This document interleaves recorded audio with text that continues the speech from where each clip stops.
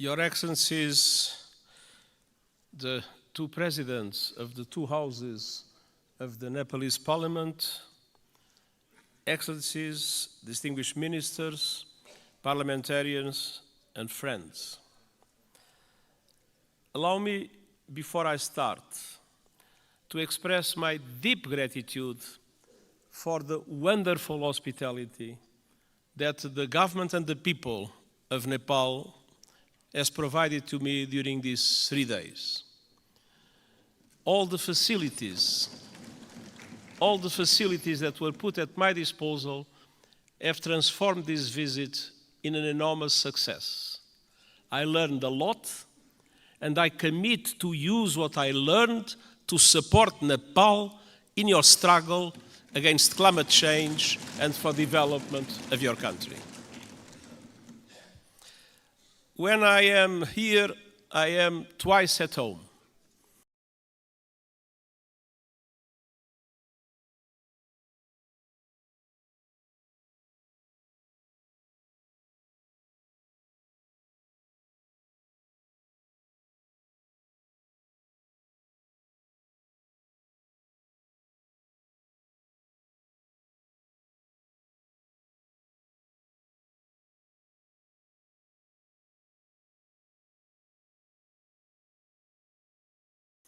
I have been astounded, and this trip has been no exception.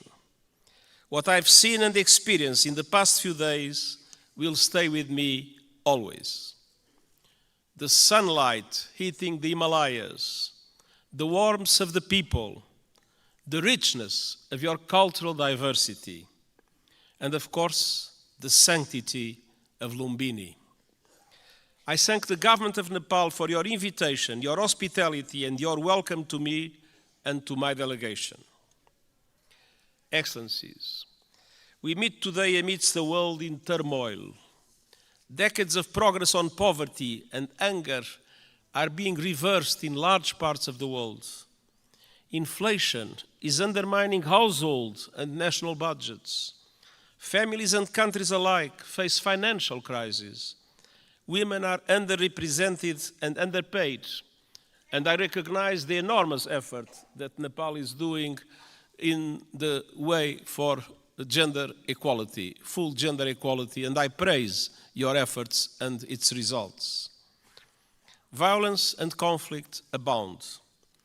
While the conflict in the Middle East is thousands of miles away, Nepalis were among the many victims of Hamas' brutal attacks in Israel.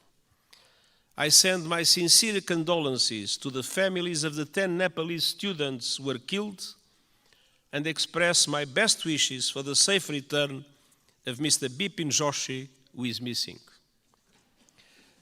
Distinguished parliamentarians, as geopolitical tensions rise, global divisions are becoming deeper and more dangerous, and smaller countries fear becoming collateral damage in competition between the great powers.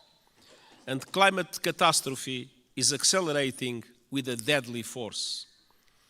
In responding to this crisis, the world could learn much from Nepal. This country is a promoter of peace, a champion of multilateralism, and a staunch supporter of sustainable development and climate action.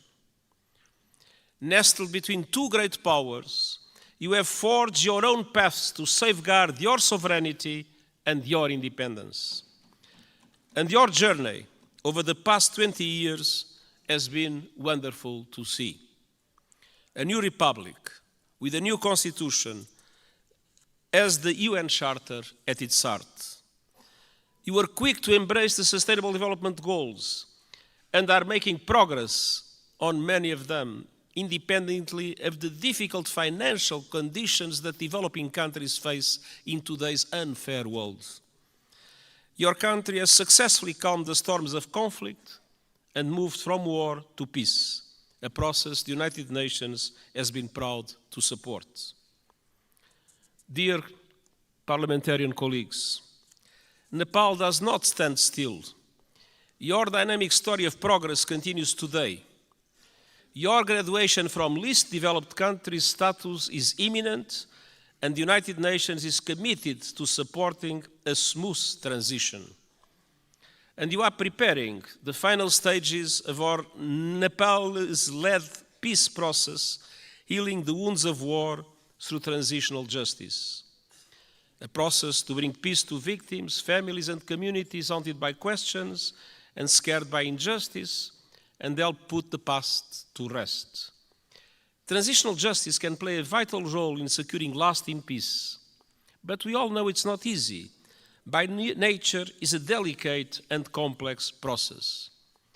We know that transitional justice has the greatest chance of success when it is inclusive, comprehensive, and has victims at its heart. When it centers on truth, reparation, and justice, when women participate fully, and when all victims of human rights violations can find meaningful redress. And I welcome efforts here in Nepal to drive progress and find solutions in this regard. And I want to tell you are not alone. The United Nations, respecting the Nepalese leadership of this process, stands ready to support you with your victim-centered process and its implementation in line with international standards, your own Supreme Court's rulings. The United Nations and Nepal are old friends. Our cooperation runs deep. Nepal has long been a cherished member of the UN family and a powerful voice for developing countries, most recently as chair of the Least Developed Countries Group. And this relatively small country compared with the big powers has made an outsized contribution to international peace. Of all the countries on Earth, Nepal is the second largest contributor of troops to United Nations missions, military and police. I'm sincerely grateful to the Nepali people for their dedication, their courage, and their service in peacekeeping.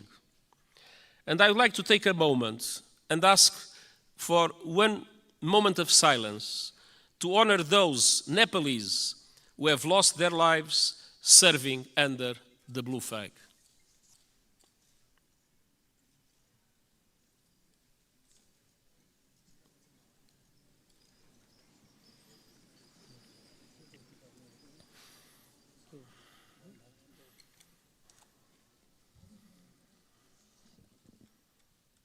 हामी मौन धारणको लागि 1 minute साथ दिनेछौँ।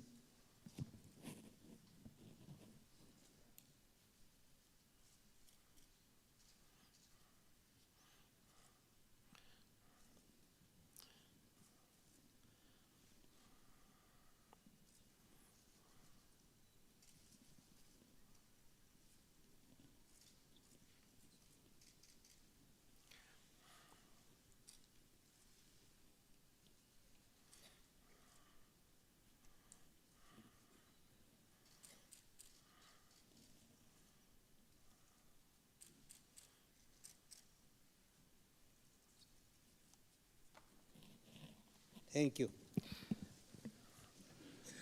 Their memory will never be forgotten, and the United Nations is proud of the exceptional contribution of Nepalese soldiers and police officers in our peacekeeping missions. Dear parliamentarian colleagues, on climate action, Nepal is a frontrunner. You are on target to reach net zero emissions by 2045. Thanks to extraordinary reforestation efforts, trees now cover almost half of the country. And you are one of the pioneers of the Early Warning Systems for All initiative, which aims to protect every person on Earth by 2027. Yet, global crises are hitting Nepal hard, as they are developing countries around the world. The lingering effects of COVID-19 pandemic, inflation, and above all the climate crisis are threatening hard-won development gains and squeezing the funds available for investment. Nepal contributes a minimal fraction of a percent, 0.000%, to global emissions. But monsoons, storms, landslides are growing in force and ferocity, sweeping away crops, livestock, and entire villages, decimating economies and ruining lives. In August, landslides caused by heavy rains caused devastation and killed scores of people. And glaciers are melting at record levels. I was a witness. Nepal has lost close to a third of its ice in just over 30 years. The effect is devastating. Swollen lakes bursting, rivers and seas rising, cultures threatened. And mountainsides exposed, inflaming the risk of rockslides, landslides, and avalanche. Threats will continue mounting. Himalayan glaciers provide fresh water to over 1 billion people.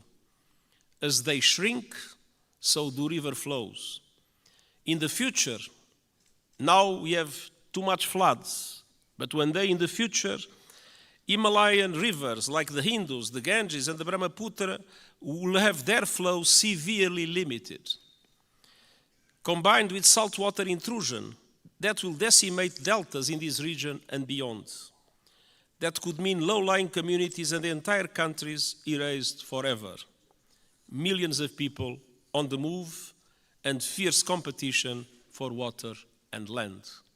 Nepal is now one of the countries that is suffering the most, but other South Asian countries might become in the future terrible victims of the receding glaciers of Nepal.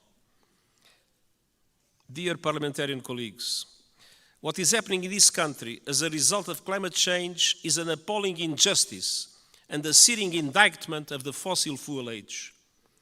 I am deeply concerned by those communities in Nepal facing the brutal impacts of the climate crisis. The United Nations stands with them. The world must do the same. That was one of the reasons why I took profit of my visit to the Everest base camp to issue a video for the whole world showing the drama of receding glaciers and the impacts that will have in the future. Nepal and other developing countries need far greater international support to aid development, accelerate climate action, and weather the current global storms. I have proposed a Sustainable Development Goals stimulus that would release at least $500 billion a year in affordable long-term finance for sustainable development and climate action in developing countries like Nepal. Member States welcomed the proposal at the General Assembly last month and committed to advance it. I call on them to take action now to make these commitments a reality.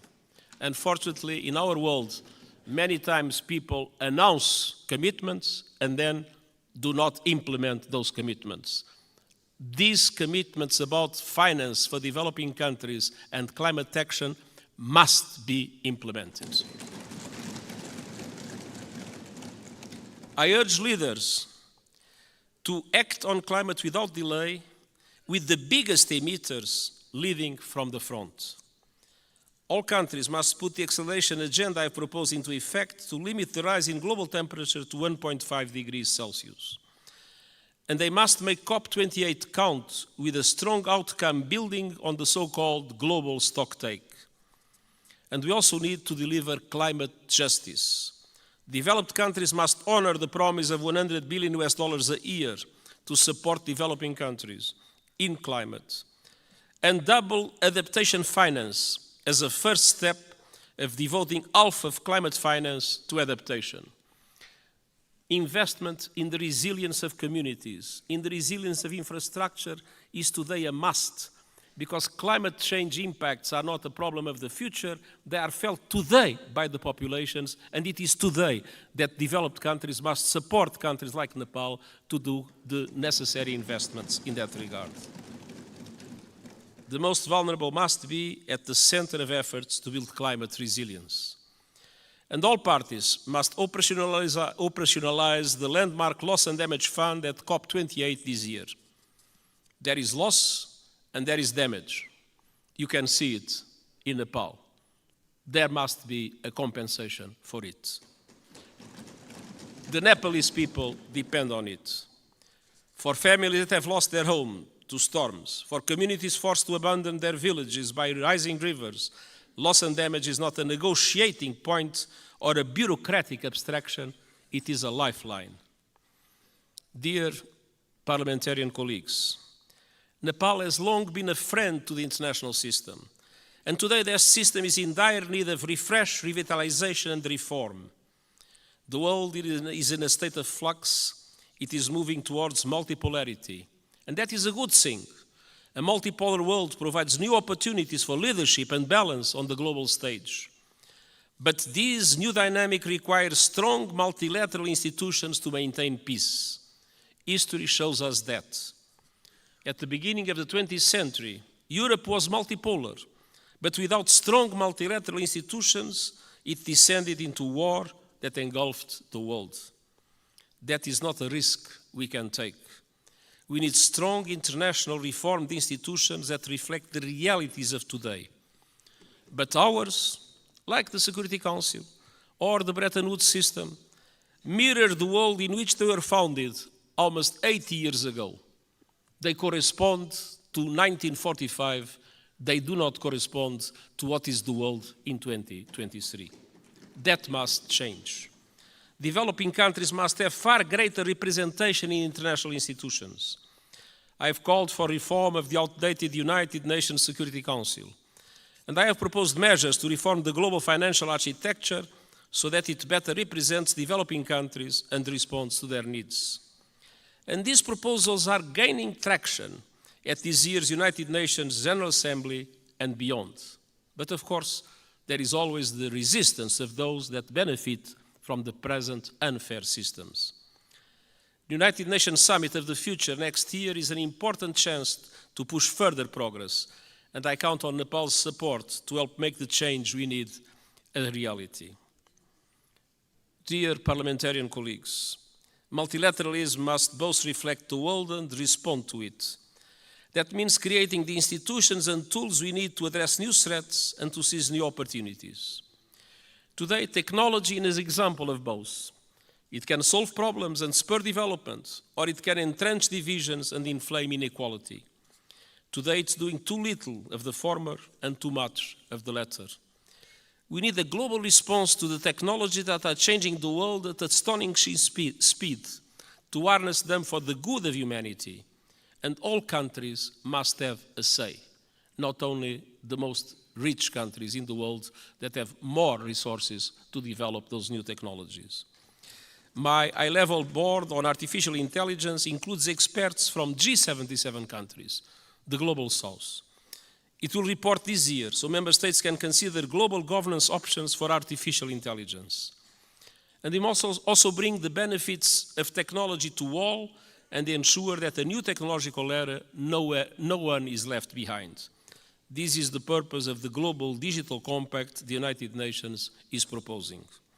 It aims to bring together governments and industry to ensure that technology works for all and accelerate the Sustainable Development Goals. And I hope the Summit of the Future will be an excellent chance to push progress. As a steadfast champion of multilateralism, peace, and developing countries' interests, Nepal will be a vital ally at the summit. Dear parliamentary colleagues, it has been my great pleasure to visit this extraordinary country over the past few days. What I've seen confirms a simple truth. Nepal is a friend of the world, so the world must be a better friend to Nepal. And the United Nations will never stop fighting to make that a reality, and I thank you.